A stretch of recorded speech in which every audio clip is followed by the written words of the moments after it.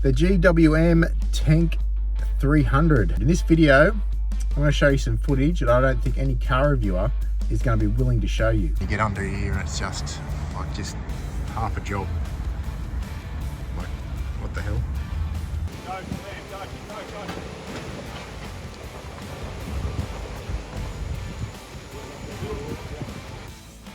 Okay, you might see in this video that I'll chop and change between shirts, so just because I've reshot some of it. When I initially recorded it and finished it and edited it, I played it back and just decided that it might not come across in such a balanced way, so thought I'd just add a few things in. Okay, recent times I've had to do some, I haven't been able to do any trip videos just because we've got a baby arriving. I can't go too far from home to go and film any real trips, so my last few videos have just been real short ones. If you could do me a favor, click the like button anyway on this video. It will help the channel keep growing. Okay, so last week we were killing a bit of time and stopped in at one of the local four-wheel drive shops, and right next to it is a Great Wall dealership. Thought I'd have a quick look at the Great Wall Tank 300. Now, initially when I first saw the thing, it didn't look too bad from a distance in terms of quality. Now, I definitely don't like the styling on it, but got inside and thought I'd have a look around where every other car review has already shown you, but I thought I'd get underneath it and show you where car reviewers maybe not be willing to show you because they might risk losing their contracts in terms of actually reviewing cars. Like a half-assed effort, like you put this nice looking screw there and then you've got this cheap plastic around it.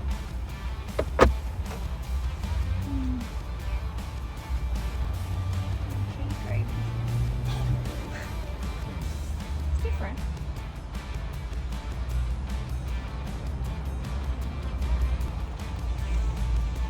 Front and rear lockers. Okay, from what I've seen, the off-road brake traction control system in the Tank 300 is, well, it looks very poor from what I've seen, meaning it's going to be very light on the diff locks.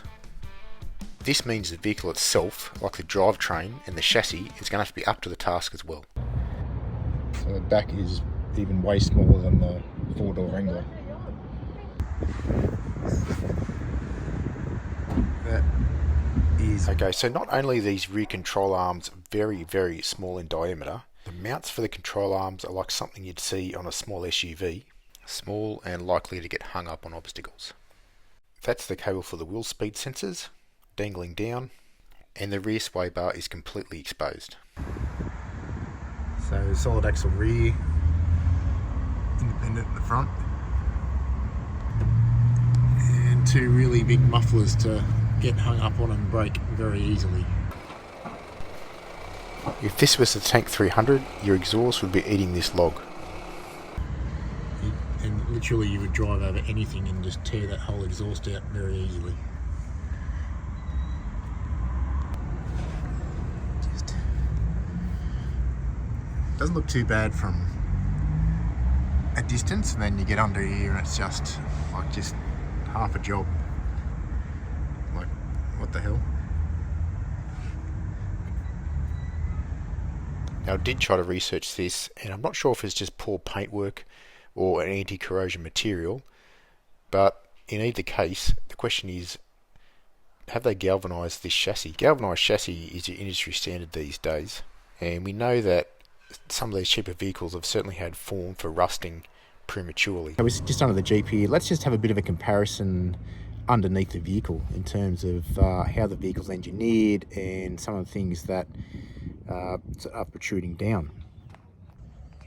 Now, to give you a decent look under the vehicle, there's really nothing that protrudes down. It's very well protected. There's a skid plate that covers the lowest portion. There's a skid plate that covers the fuel tank. That's the exhaust up there, but it's still within the limits of that skid plate. So, and you've got a bash plate here covering all these different other things hanging down, including the transfer case. There's really nothing for it to get hooked up on. Go back here, there's also nothing dangling down really that any kind of sticks will or easily flick up and hit. Now let's look at this mount for the suspension just here, it is probably 3 times the size of the mount that's on the Tank 300. And again, that control arm is probably almost twice as thick. I just love that it's got a tank. The computer's up nice and high.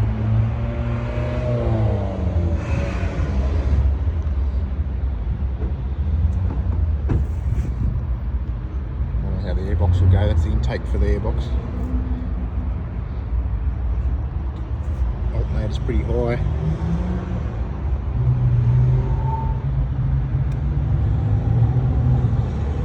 And the diffs are tiny. The diffs, they're about probably at least twice the size of that on the Tank 300. Being the Dana 44 axles. One thing that's weird is that the engine is a long way forward, but there's heaps of room at the back, like heaps of room. So that engine could go back another, probably almost 30 centimeters. It's almost like the engine isn't meant for this car. Like it's meant to have something else in there. Now, here's the 2.2 diesel in the Wrangler. Now you can see there's no gap between the firewall and the engine, and that may make things a little bit more difficult to work on, but in terms of its design, its weight distribution, it's much better. And that's the same with the V6 and any other engine variant that's available for these vehicles. There's V8s, 2-litre turbo petrols, all sorts of stuff, and they all fit nicely and more packaged into the chassis. Now, I don't see any reason why there should be a massive gap between the engine and the firewall like that, other than just laziness and you know, the lack of effort in the engineering department. So the payload's only 400 kilos in the Tank 300, and whether that's an issue with the chassis or an issue with the dynamics of the vehicle, I'd probably suggest it's probably the dynamics of the vehicle, based on what I saw with the engineering that's been put into the vehicle, such as where the engine's located and things like that. It's definitely doesn't look like they had that much effort put in the engineering and the design in it. So, and I know it does borrow components off other vehicles, like the Great Wall Ute. I'm pretty sure the tub components are pretty much carried across from there. And I'd say probably some of the suspension components too. And if that's what they've done and they've taken it from a car that's a completely different design, then it's not optimized for that vehicle. So that could be contributing to the payload being so poor as well. Now, to me, the Tank 300 is like the Adventure Kings of four-wheel drive. The question is it going to last? And are you going to stick to it? Or are you going to upgrade for something better quality in the future anyway? No, I don't want to roast the Tank 300 too hard, because it's obviously a brand new vehicle. You know, you can't say too much about it without actually getting out there and driving it and bashing the hell out of it and working it out. But there's just a few things there that I think people should be aware of, and I think it's just going to be still a case of the poor man pays twice. I think it'll get a cult following. I think people will buy them cheap and modify them, and maybe they'll get a decent vehicle out of it. I think a big thing there is the payload on them. Payload is like the Wrangler's payload isn't much chop, but the Tank 300 400 kilo payload is it's 4 adults and that's it.